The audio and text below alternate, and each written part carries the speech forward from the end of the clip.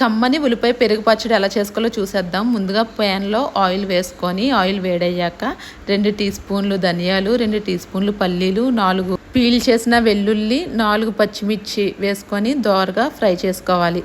ఇప్పుడు ఇది కొంచెం చల్లారాక మిక్సీ జార్లో వేసుకొని బరగ్గా పౌడర్ లాగా చేసుకోవాలి చూపిస్తున్న విధంగా.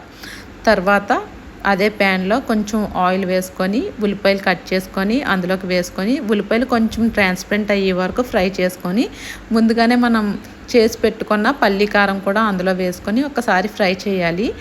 రుచికి తగ్గ సాల్ట్ ఇంకా కొంచెం పసుపు వేసుకొని ఒకసారి అంతా బాగా కలిసేలా కలుపుకొని దోరగా ఫ్రై చేసుకోవాలి.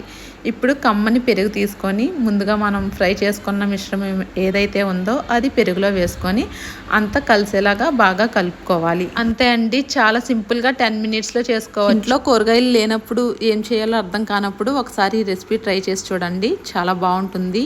ఈ రెసిపీకి ఖచ్చితంగా మీరు ఫ్యాన్ అయిపోతారు. వీడియో నచ్చితే లైక్ చేయండి. ఇలాంటి మంచి రెసిపీస్ కోసం ఛానల్ని ఫాలో చేసేయండి. Thank you so much for watching. Bye.